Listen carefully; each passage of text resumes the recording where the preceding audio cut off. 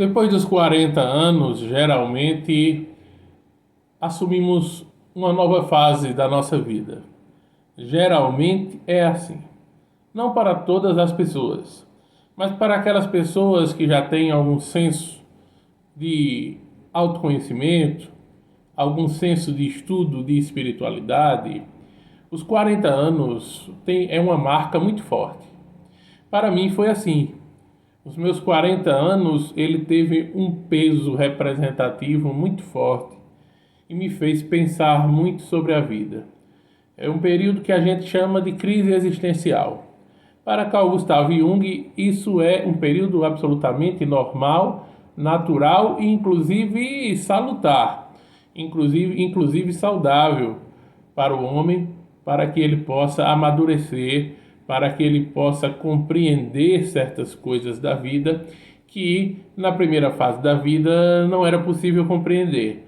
A primeira fase da vida é voltada mais para o agir, para tomar às vezes os pés pelas mãos, tomar algumas atitudes sem pensar devidamente antes, sem usar devidamente o raciocínio, sem usar o equilíbrio. É um período de maior desequilíbrio, maior destempero nas ações, onde erramos muitas vezes por não parar para pensar e raciocinar de maneira lógica, sensata, enfim. A primeira fase da vida se vai, e a partir dos 40 anos há uma representatividade forte. Geralmente é o período de crise existencial. Geralmente é um período onde o ser consegue encontrar-se melhor, consegue perceber melhor suas sombras e encarar suas próprias sombras. Pois é muito difícil encarar as próprias sombras. É o dia que a gente percebe em nós tudo aquilo que nós temos de encoberto, tudo aquilo que nós temos escondido, tudo aquilo que nós temos sombrio e que estava escondido num porão do nosso ser. Enquanto para fora, externamente, nós estávamos lançando o nosso melhor, o melhor de nós, o nosso lado bondoso, afetivo, carinhoso, alegre. Pois é, todo mundo é assim. Todo mundo se mostra através daquilo que se tem de melhor. Mas todo ser humano precisa trabalhar em si mesmo a sua busca interior e trabalhar em si mesmo o seu autoburilamento. Sem esse autoburilamento, você vai continuar sendo apenas personagens, vai viver uma vida inteira de personagens, como infelizmente muita gente vive. Como infelizmente muita gente vive só de personagens.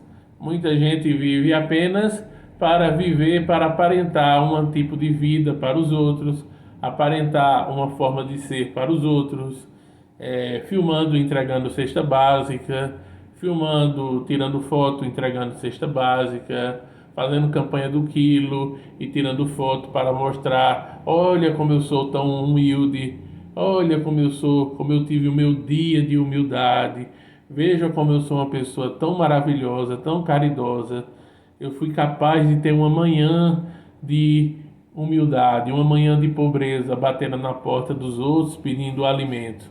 Geralmente é assim, não é? Aqueles que muitas vezes querem mostrar humildade estão na realidade mostrando mais vaidade ainda. Certa vez, no centro espírita que eu coordenava, começou a frequentar uma jovem senhora, né? E ela era psicóloga, inclusive. E começou a fazer uma palestra ou outra, tinha potencial, tinha capacidade de fazer palestra. Só que ela, certa vez, começou a pedir que no final da palestra ninguém aplaudisse, que as pessoas não aplaudissem a palestra dela, porque aquilo seria só uma exaltação da vaidade dela, não é? E aí foi que eu fiz. Bem, eu ouvi aquilo, na época eu fiquei calado, hoje em dia eu até não ficaria calado, eu já diria a ela a real da história. Mas o fato é que eu não mandei ninguém parar de aplaudir. Não. A plateia no centro espírita, como em qualquer lugar, ela vai se posicionar da maneira que achar que deve.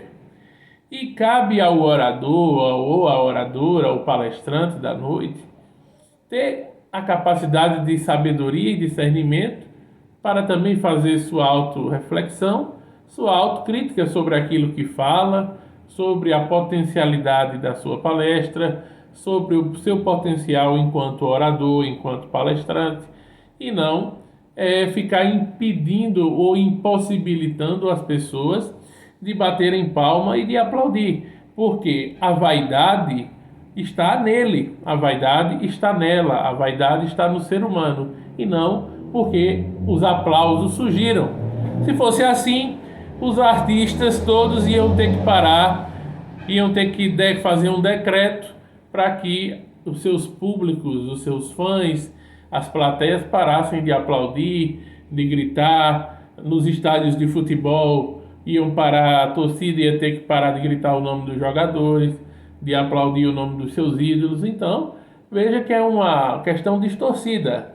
Não se deve parar, impedir as pessoas de aplaudir seus ídolos. E não se deve deixar que as pessoas parem de aplaudir aquilo que gostaram. Se gostaram, se ressoaram com uma palestra, ou com um palestrante A, B, C, D ou E, ou com a palestrante A, B, C, D ou E, que aplaudam, devem aplaudir. O aplauso não há problema nenhum. Se você gostou, ressoou, vamos bater palma, porque a palestra foi bem sucedida, porque o palestrante da noite foi feliz, porque a palestrante da noite foi feliz e merece, inclusive, os aplausos, merece a reverência, merece o aplauso, porque todos nós merecemos também o reconhecimento por aquilo que fazemos, até mesmo dos menores reconhecimentos até os maiores, e devemos realmente também, inclusive, reconhecer aquilo que temos de bom, reconhecer nossas próprias virtudes, reconhecer nossas próprias capacidades e reconhecer, inclusive, que tivemos aplausos merecidos ou elogios merecidos direcionados a nós por alguma coisa que nós fazemos de bom, que nós fazemos de positivo. Não há problema nenhum nisso. O problema é quando você, eu ou qualquer outra pessoa passa a colocar aquilo numa dimensão inexistente, numa dimensão onde você cria uma dimensão egóica, uma dimensão da soberba, uma dimensão de um ego inflamado, achando-se a última bolacha do pacote, não é? Então, o problema em si, na época, a palestrante pediu para que as pessoas não aplaudissem quando ela terminasse a palestra.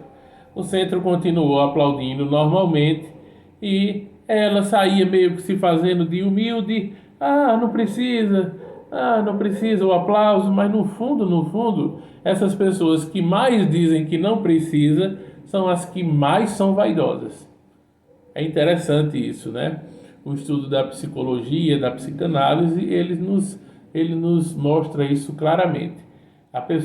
Quanto mais a pessoa quer demonstrar falsa humildade, ela é mais vaidosa. Quanto mais a pessoa quer dizer, não, você está bonita, não, são seus olhos. Você está cheirosa, não, seu olfato. Você fez uma boa palestra, não, bondade sua, gentileza sua. Não é assim? Quanto mais a pessoa quer passar uma ideia de humildade, mais vaidosa no fundo ela é. Ela se esconde por trás de uma falsa humildade para não exaltar ainda mais sua vaidade. E a própria exaltação da vaidade é o fingimento da falsa humildade. Essa falsa humildade se vê muito no movimento espírita, por onde eu passei, diante os palestrantes, os oradores, os dirigentes, que tem muito isso. Porque também recorriam muito ao que Chico Xavier falava. Não, meu irmãozinho, minha irmãzinha, eu não sou nada, eu sou um cisco, né? Ele tem uma frase dele que ele diz, eu sou apenas um cisco. São frases de efeito que às vezes soam até bonitas numa conversa, numa palestra, quando diz assim, você é Francisco, ele sou apenas um cisco, né? soa até bonito, mas que na prática, no fundo, também representava à época a vaidade do próprio Chico, né? E isso foi, inclusive, uma das coisas que fez Valdo Vieira se afastar dele e também perceber que ele era muito vaidoso, né? Muito vaidoso. No fundo, toda aquela armadura de simplicidade e de humildade escondia uma grande vaidade. É assim que funciona. Quanto mais a pessoa quer demonstrar humildade, pode ir atrás que tem muita vaidade, muito ego escondido. Porque as pessoas mais livres disso são pessoas mais espontâneas, são pessoas mais autênticas, são pessoas que reconhecem o seu próprio valor, reconhecem aquilo que tem de bom, reconhecem aquilo que tem de não tão bom, aquilo que pode melhorar, aquilo que pode fazer melhor e, portanto, não vai ficar preocupado com a quantidade de aplausos no final da palestra, com a quantidade de likes no final da live, né? O like a gente pede aqui porque é importante para que o YouTube possa mostrar o canal para um maior número de pessoas, etc. Porque faz parte de um processo de uma engenharia que a gente é obrigado a entrar para que a gente também seja visto, né? Para que inclusive as nossas ideias e o nosso canal, mais pessoas ressoem e venham somar com a gente. Mas o fato é que a capacidade de alguém não pode ser medida pela quantidade de likes, não pode ser medida quem é melhor ou pior pela quantidade de likes, pela quantidade de comentários, porque isso é muito relativo, não é? Até mesmo canais que fazem lives diariamente, vai ter um dia que vai ter um quantitativo menor de gente, vai ter um dia que vai ter mais gente olhando, vai ter um dia que vai estar alguém com uma conversa até meia boca, uma palestra meia boca e vai ter mais audiência. E vai ter dia que vai ter gente com conteúdo profundo e com uma quantidade pequena de likes e de visualizações. Então isso varia muito, não é? A gente tem que aprender isso para medir, não medir de uma, perdão, não medir de maneira errônea, inclusive nessa situação. Então, uma pessoa consciente de si, ela sabe bem naquilo que ela é boa, naquilo que ela faz bem e aquilo que ela faz mal ou que não faz tão bem assim. É o processo de autoconhecimento que gera essa crise existencial e que gera a metanoia, que é a verdadeira expansão de consciência. Quando adquirimos essa metanoia, essa expansão de consciência, não significa que ficamos perfeitos, que somos perfeitos, irretocáveis, maiorais. Não. Continuamos nesse processo que aqui estamos, no processo de aprendizado contínuo. Aqui no canal você vê que eu trago pessoas das mais variadas correntes e linhas de pensamento. E dou tribuna e espaço para que eles sejam protagonistas e falem tudo o que acham. Deem a opinião deles. E eu vou trazendo os contrapontos, as perguntas, vou fazendo algumas perguntas boas e fortes, né? Ali que eu sei que perguntas que muita gente gostaria de fazer e outras que eu cutuco, mas sempre dentro do respeito, da civilidade, nunca querendo ir para o afrontamento, nunca querendo ir para o embate, e sim querendo ir para o debate salutar das ideias de uma maneira democrática, não é? Um embate salutar das ideias de maneira democrática e não um embate. Não. Mesmo que tenha um convidado ou uma convidada aqui que venha e fale e dê a opinião dele ou dela e que eu discorde de tudo que a pessoa falar ou de quase tudo, eu vou calar, vou respeitar e vou ouvir tudo que a pessoa tem a dizer. E também deixo sempre vocês muito à vontade que assistem tomarem partido ou escolherem o que é que um pensa, o que é que outro pensa. Eu, enquanto entrevistador, me transformo e faço questão de ser sempre um coadjuvante.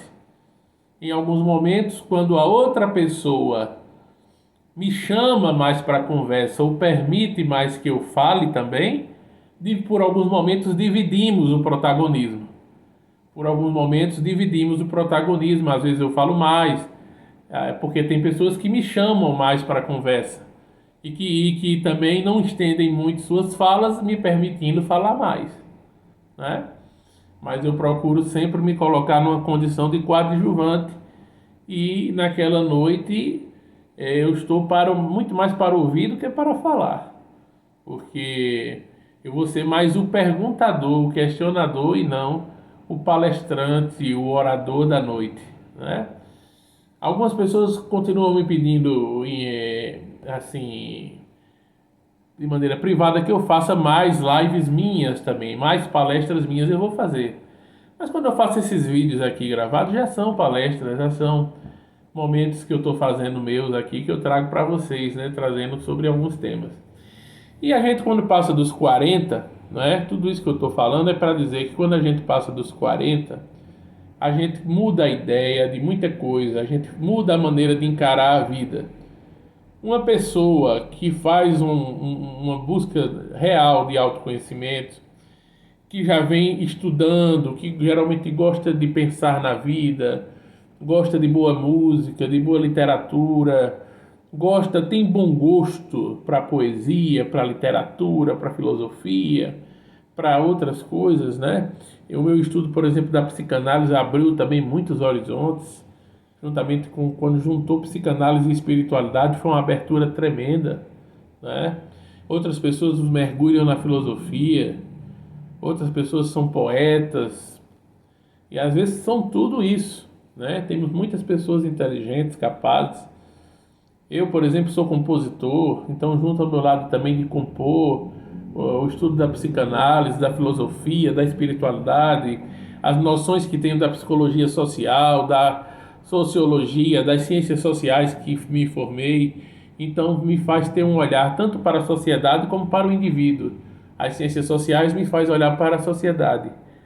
A psicologia, a psicanálise, as terapêuticas me faz olhar para o indivíduo, né? Então isso me fez ter um aprofundamento muito grande. E esse processo de metanoia, de expansão de consciência, de autoconhecimento, ele perturba um pouco a gente mesmo. Nós temos uma autoperturbação, nós somos perturbados por nós mesmos e por pensamentos intrusivos, às vezes espíritos que querem atrapalhar, encher o nosso saco, nossa paciência, outros que vêm ajudar, nos acalmar, porque é um momento realmente de perturbação, mas uma perturbação boa e necessária. E que geralmente, a partir dos 40 anos, as pessoas que geralmente têm esse momento de crise existencial, de mudança de paradigmas, de mudança de jeito de ser, mudança de comportamento, mudança de prioridades na vida, isso acontece a partir dos 40. Geralmente, os 40 anos é uma marca forte disso. Para mim, por exemplo, foi. Muitos fatores, muitas mudanças em minha vida ocorreram a partir dos 39, 40, até hoje que eu tenho 43 anos. Claro, com carinha de 35, 36, isso é indiscutível, né? Mas 43 anos, né?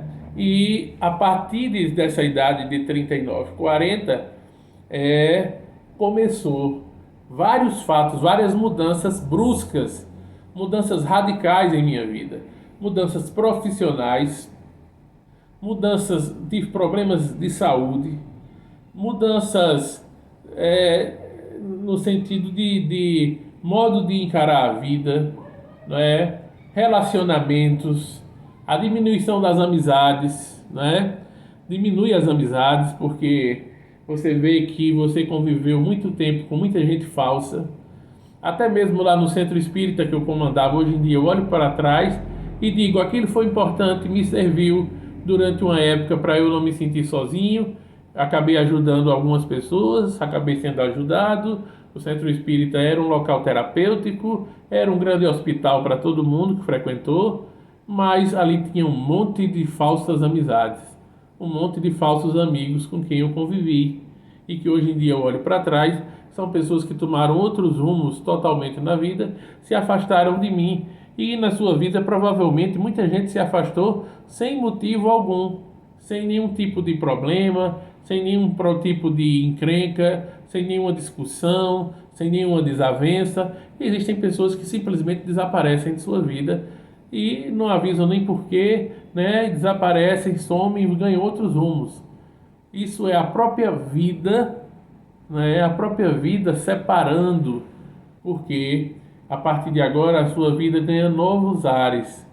É uma outra dimensão de vida que merece novas companhias, companhias de pessoas que estão no mesmo foco que você, que estão com visões de mundo muito próximos, muito parecidos, pessoas que amadureceram, pessoas que cresceram como ser humano, que também passaram por reveses e dificuldades fortes na vida. A vida é feita de muitos desafios.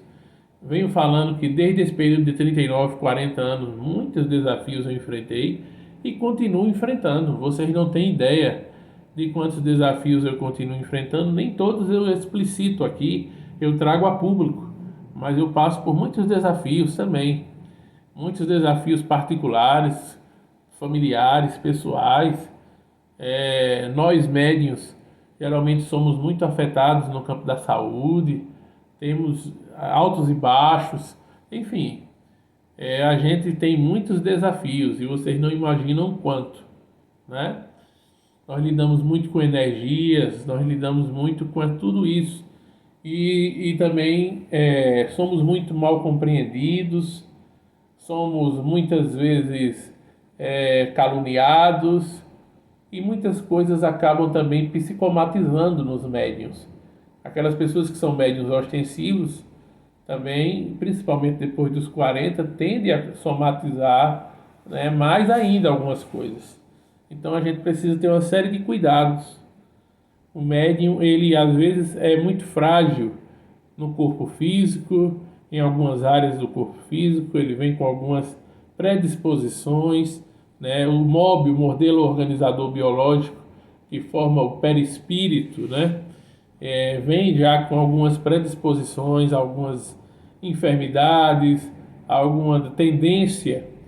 E diante a vida, as energias muitas vezes contrárias de encarnados e desencarnados, a maledicência, as traições no sentido de falsidade de amigos, muitos amigos falsos, muitos abraços de gente negativa, né, que passa negatividade para a pessoa.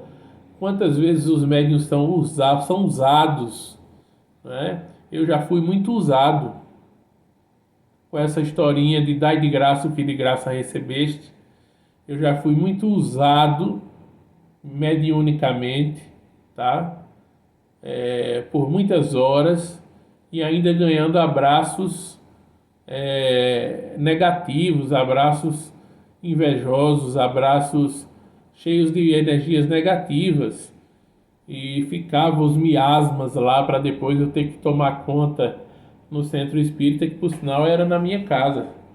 Eu ainda fui muito corajoso. Tá aí uma palavra que me acompanha em minha vida: coragem.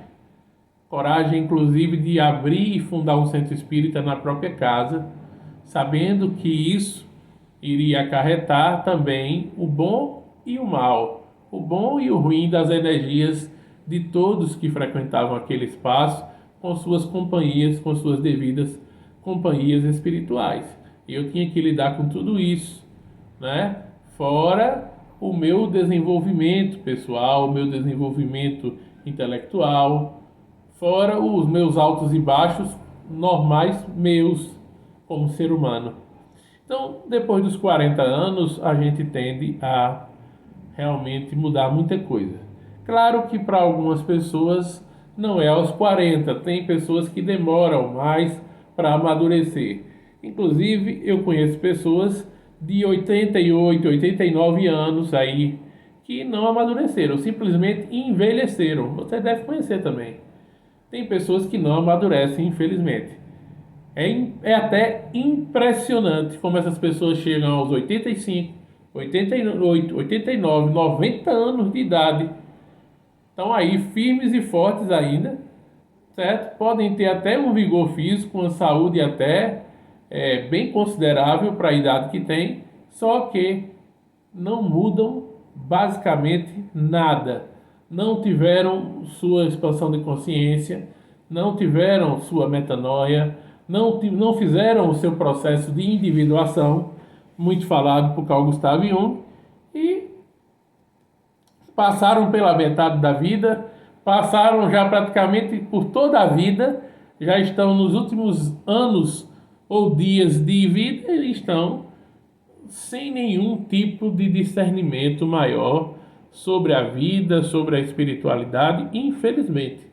Ou seja, tem pessoas que só envelhecem e não amadurecem. E infelizmente não são poucas. Não são poucas. Eu até me lembro de uma frase que é popular, né? Que dizem os canalhas também envelhecem. E é verdade. Tem muita gente que continua do mesmo jeito, né? Com a mesma safadeza, covardia, falsidade do que era um jovem. Apenas envelheceram, tem cabelo branco, podem aparentar alguma pseudo mudança, mas não mudaram. Pessoas que eram mesquinhas, avarentas, continuam mesquinhos, avarentos. Pessoas que eram fofoqueiras, continuam fofoqueiras. Pessoas que eram maledicentes, continuam maledicentes. Pessoas que podem frequentar culto, missa, palestra espírita, ir para templo budista, ir para casa de umbanda, pode ir para qualquer lugar, mas a mudança de dentro para fora não acontece. E aí o que é que adianta? Como a gente vê no movimento espírita, muita gente dizer: ah, eu tenho 30 anos de espiritismo, a boca fica cheia, né? Eu tenho 40 anos de movimento espírita, eu tenho 20 anos de espiritismo. Tem gente que diz isso, que tem 20 anos de espiritismo, tem 30 anos, tem 40 anos. Tem 40 anos de quê? De frequentar, de ir lá de maneira en passant, de fingir que é espírita, né? Ali para inglês ver, para a sociedade. Mas de quanto tempo o espiritismo realmente entrou de fato nela? De quanto tempo realmente houve modificações internas? Aí é que tá. Tem gente que pode ter 80 anos dentro do centro espírita, 80 anos dentro da igreja, mas continua frequentando por um hábito, por uma obrigação até. Recentemente, na Semana Santa, eu vi pessoas que, sinceramente, a gente chega e fica vendo assim, pensando, mas rapaz, é uma coisa séria. A pessoa se sente na obrigação de ir para todos os encontros da igreja durante a Semana Santa e durante todo o ano. Não pode faltar um. Se faltar um, se sente culpado, se sente culpada. Na Semana Santa tem que ir para tudo que for de reza, de novena, tudo que for de terço, tudo que for de vigília, vai para tudo, não falta nada, porque se sente culpado quando deixa de ir para algum encontro da igreja. Tem gente que é assim, você deve ter conhecido, ou quem sabe até você, que eu estou falando para você aqui. Tem gente que se sente culpado quando falta um dia de igreja, um dia de centro espírita, um dia de culto também. Por quê? É a maneira que as religiões fazem para prender a pessoa. É incutindo medo, imposições amedrontadoras, dizendo que a pessoa vai pagar até o último centavo, vai ser castigado, vai ser punido, Deus está vendo, Deus está olhando, não sei o quê. E, na realidade, inclusive querendo culpar a pessoa por não estar frequentando todos os cultos, todas as missas. Tem que ir, tem que ir, tem que ir. Tem gente já idosa, senhoras idosas, que vão com o corpo curvado, cansado. Todo dia tem 2, 3 eventos na igreja para ir.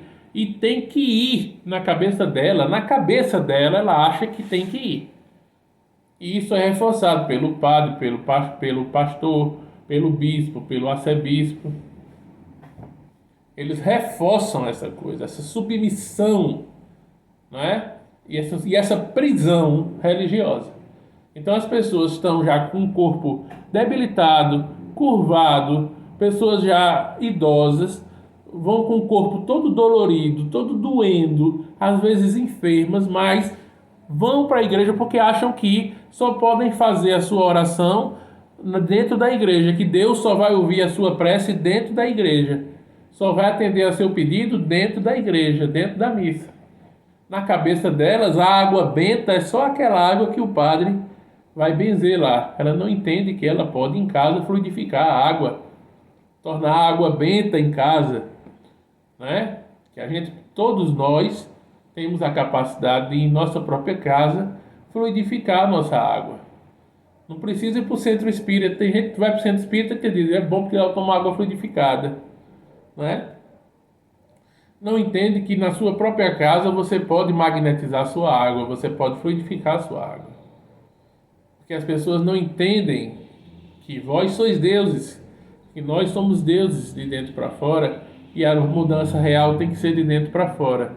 Ou seja, se você passou dos 40 anos e ainda não mudou nada, comece a pensar melhor sobre isso. Alguma coisa estranha está acontecendo. Tem gente que realmente essa mudança não é exatamente aos 40 anos. Tem gente que muda, começa a mudar um pouquinho mais de consciência aos 45, aos 50, é um pouquinho mais tarde. Tudo bem, isso não é uma regra geral para todo mundo que tem que ser aos 40 anos.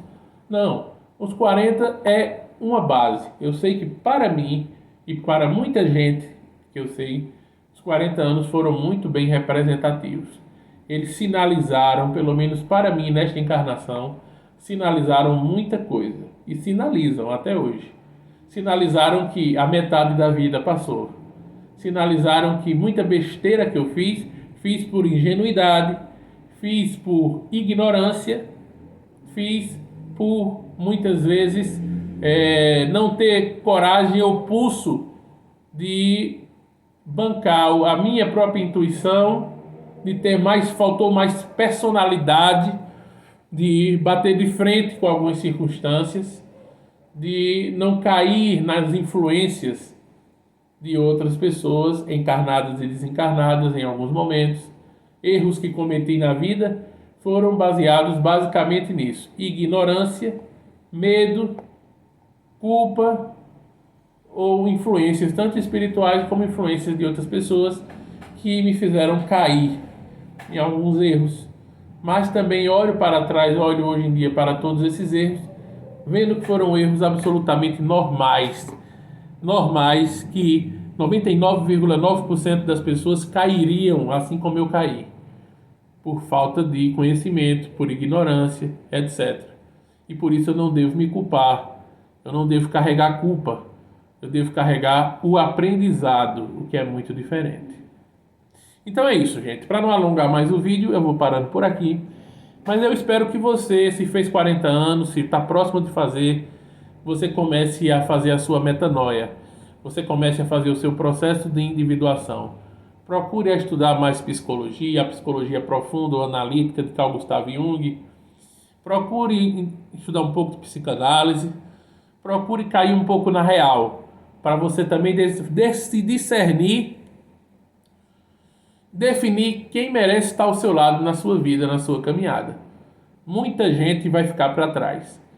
Inclusive, a maioria das pessoas que se diziam amigos não são amigos, não eram amigos, nunca foram amigos, foram falsos. Você vai precisar fazer uma limpeza. Tem aquela limpeza que as pessoas fazem de rede social, né? Limpa o WhatsApp, Facebook, Instagram, limpa, bloqueia, exclui. Mais do que isso, além de bloquear, de excluir, de fazer tudo de rede social, você vai ter que bloquear e excluir da sua vida como um todo.